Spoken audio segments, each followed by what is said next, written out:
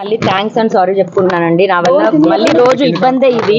నేను లాస్ట్ రాష్ట్రానికి సారీ చెప్పినప్పుడే మళ్ళీ మీడియాలోకి రావాలని కానీ లేదా పోలీస్ స్టేషన్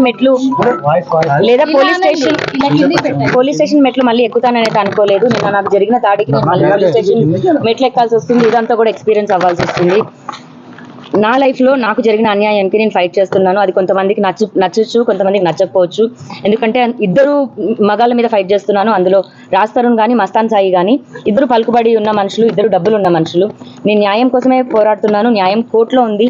కోర్టుని కోర్టులాగా కూడా గౌరవించకుండా పర్సనల్గా అటాకులు చేసి నా మీద దాడి చేస్తున్నారు. ఒంటరిగా ఉన్నాను, ఒక్కదాన్నే, నార్మల్ మిడిల్ క్లాస్ అమ్మాయినే నేను. ఈ రోజు రాజ్ తరుణ్ హీరో అయిపోయి నేనేం చేసినా నడిపించుకుంటుంది అన్న దాంట్లో పట్టపగలు మా ఇంటికి అమ్మాయిలు లాంటి అబ్బాయిలు పంపించాడు. మరి అబ్బాయిలు అమ్మాయిలాగా వచ్చారో కానీ వచ్చి నన్ను దారుణంగా అటాకులు చేసిన, ప్రైవేట్ పార్ట్స్ని కూడా ఇచ్చేసి ఎంత హ్యూమిలేట్ చేసి నన్ను గేట్ వరకు డ్రాగ్ చేసుకుంటూ వచ్చారు.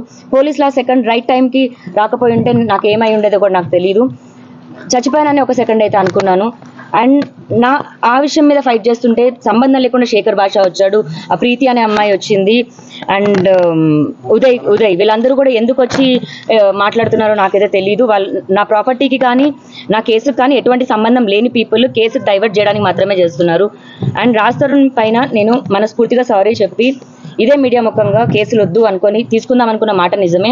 మళ్ళీ ఈ రోజున ఫైట్ చేద్దాం అనుకుంటుంది కూడా నిజమే. ఎందుకంటే వాళ్ళు చేసిన అటాక్కి మాత్రమే నేను డిఫెండ్ అండ్ నేను ఫైట్ చేసుకుందాం అనుకుంటున్నాను. నా పైన దాడి చేశారు, చాలా అసభ్యకరంగా బిహేవ్ చేశారు. ఇప్పుడు నేను ముందుకు వెళ్తున్నాను. రాజ్ తరుణ్ వచ్చి సమాధానం ఖచ్చితంగా చెప్పాలి. పోలీస్ వారిని కూడా అదే కోరాను, రాజ్ తరుణ్ వచ్చి మాట్లాడాలని, లేకపోతే రాజ్ తరుణ్ని దీనిపైన ఇన్వెస్టిగేట్ చేయాలని, దీనిపైన వెనకాల ఎవరుండి నా పైన దాడి చేయించారని. నేను హైకోర్టుకు కూడా వెళ్తాను. రాజ్ తరుణ్ నా పైన ఇప్పుడు చేపించిన దాడికి నేను రాజ్ తరుణ్ బెయిల్ కూడా క్యాన్సిల్ చేయించడానికి ట్రై చేస్తాను. యాంటిసిపేటరీ బెయిల్ పైన ఉండి అతను మళ్ళీ విక్టిమ్ పైకి ఎలా వాళ్ళ పేరెంట్స్ని పంపిస్తాడు? మళ్ళీ వృద్ధులు అన్న పేరుతో 4 ఆడోళ్ళని తీసుకొచ్చి 8 మంది ఆడోళ్ళని తీసుకొచ్చి కొట్టించాడు. నా ప్రాణం ఉన్నంత వరకు, మరి ఎప్పుడు పోతానో కూడా నాకు తెలియదు. ఉన్నంత వరకు అయితే లాస్ట్ ఫైట్ చేస్తాను. రాజ్ తరుణ్ అనే వ్యక్తే కమ్యూనిటీ లోపలికి ఎంట్రీ ఇవ్వడం అన్నది జరిగింది. మా పేరెంట్స్ వస్తున్నారని 1:10 PM కాల్ చేశాడు మా కమ్యూనిటీ మేనేజర్కి. వాటికి సంబంధించిన ఎవిడెన్స్తో సహా ఇచ్చాము. పోలీస్ ఇన్వెస్టిగేషన్లోనే చెప్పాలి. ఇంకా నేను పెట్టిన పేర్లు అయితే రాజ్ తరుణ్ పేరెంట్స్ అండ్ శేఖర్ భాష, ప్రీతి, ఉదయ్ అండ్ లాస్ట్ మేఘన ఎవరో సోషల్ యాక్టివిస్ట్ వచ్చారు.